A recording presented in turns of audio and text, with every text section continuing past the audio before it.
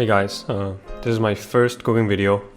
I am doing this in a voiceover because the original audio of the recording is absolutely really bad.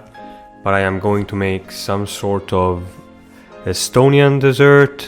I'm not sure how to explain, but it's essentially semolina mixed with cranberry juice, as you can see here, and essentially fluffed up into a mousse and then served with milk. So this came up because an Estonian guy on Discord decided to suggest a recipe, and I was like, you know what, this actually looks good, seems cheap to make, so I'm gonna make it. And I got the recipe from this website I'll put here, and I will also put the name of what it's called in Estonian, which I don't want to butcher. So let's get going then.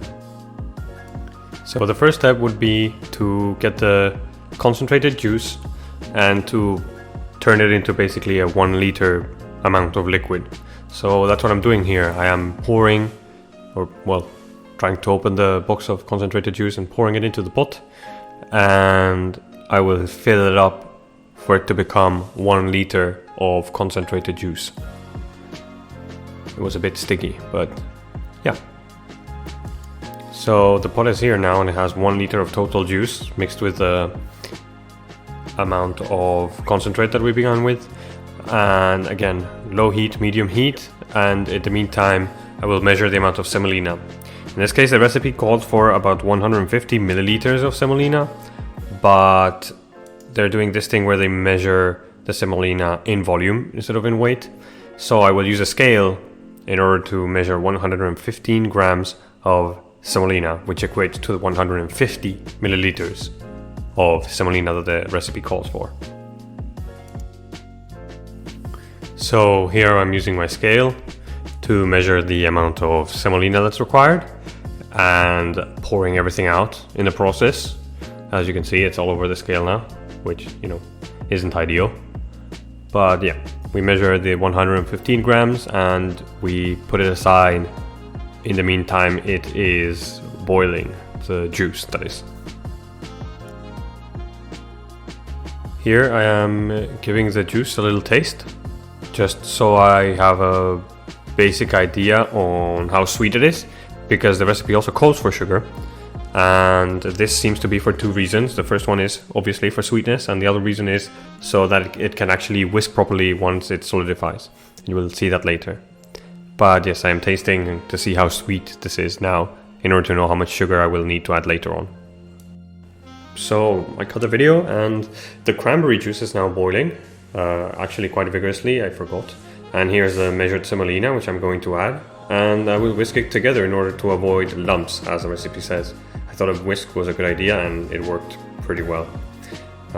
In retrospect, maybe it was boiling a little bit too strongly, so I would definitely have like a medium heat, because once it boiled it seemed almost like jam and it started bubbling a lot once it thickened up a little bit. But yeah, just keep stirring, make sure that it doesn't stick on the bottom. Again, I had the height a little bit too high, and with these kind of cookers the heat control is pretty terrible, so I lowered it. And yeah, I have the sugar ready here in order to add it in a bit, so I can see how sweet it is. But yeah, now it's just mixing, making sure that it doesn't stick to the bottom, and seeing when it fluffs up a little bit and thickens up. So at this point I have been whisking maybe for 10 minutes and just mixing it around, not necessarily whisking. I have a spoon so I can taste to see how sweet it is. I also have a little bit of sugar, that should be about 40 to 50 grams of sugar. So I'm giving it a quick taste, washing the spoon a little bit in the stock. I just realized that something was sticking at the bottom, so I should probably work more with the whisk in that area. But anyway, I decided to try it, and the verdict was that the sweetness that was originally there from the other part is definitely gone. Not all, but it just had a strong cranberry kind of acid flavor, like, you know. So I did decide to add the sugar, and again, I pre-weighed about 40 to 50 grams, not exact, I did it by eye. but that's what it should be. So I start with this amount and I just keep mixing so it doesn't form any lumps. And yeah, I just keep mixing it so it's well incorporated before I test it again. Here I decided to test it off camera, and it still was needing a little bit more sweetness, so I added about 3 tablespoons more of sugar to the bowl, and I poured it in, and again immediately whisked in order so that the sugar didn't make any clumps or anything, and it dissolved evenly and properly. So that's what I did here. Again, you can even see that the consistency is now a bit thicker now that it has been boiling for a little bit more. With, again, low heat, no big bubbles, but yeah. So, before this, I gave it a final taste. It was properly sweetened to my taste. And I decided that it was ready enough, it wasn't thick anymore. And I'm gonna pour it out into the bowl. You can see my glasses there. But yeah, it was really thick and difficult to pour because it was kind of sticky. And I was trying with a whisk, but because it was sticking to the whisk, it didn't really work. So I switched to a spatula. So here I'm using the spatula, which worked a lot better than the whisk, but considering it was so sticky, when I tried to push it out into the big bowl, it kind of got stuck to the spatula, as you can see here. So I was kind of folding it back and forth and it went back into the bowl, which was a little bit counterproductive, but yeah, it was a bit funny. But eventually I got everything out of the pot into the bowl. So this is the result after pouring it into the bowl. It's still a little bit warm. Definitely you need to let this cool down, and I realized that the cooler it is, the easier the next steps will be. But you can see it has like kind of still a red color. It's more similar to the cranberry juice. You can see it's colder in the edges than in the center. But yeah, this is basically the texture it has, the consistency it has once it's a bit colder after being in the bowl for a bit. And now the next step would be to let it finish cool down and then whisking it. And I think the idea that they have is to incorporate air into this. So you would use something like a whipping cream technique in order to whisk this. It's definitely very thick, maybe a little bit too thick for this whisk that I have, but just try to mix it and incorporate air. And again, definitely when this is cold, it becomes much easier. Here it was still a little bit too hot, and in retrospect, I probably should have let it cool down a little bit more.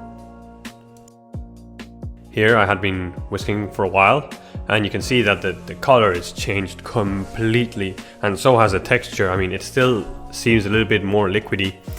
Maybe I had been whisking for like 5 to 10 minutes.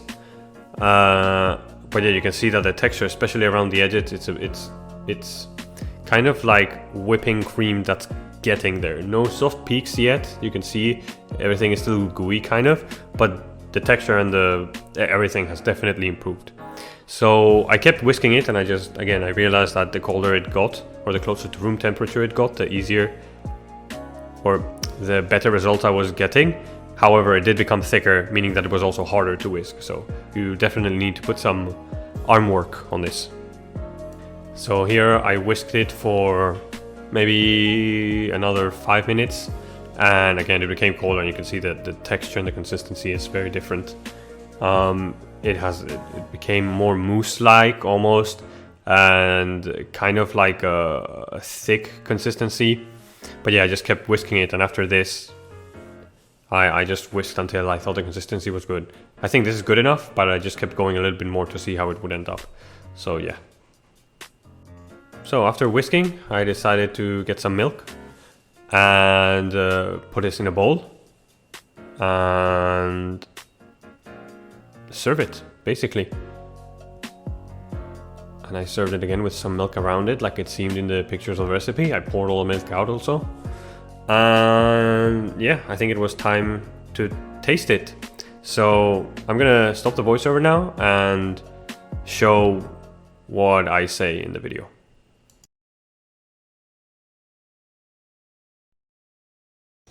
Oh, look how thick it is. Wow. Let's see.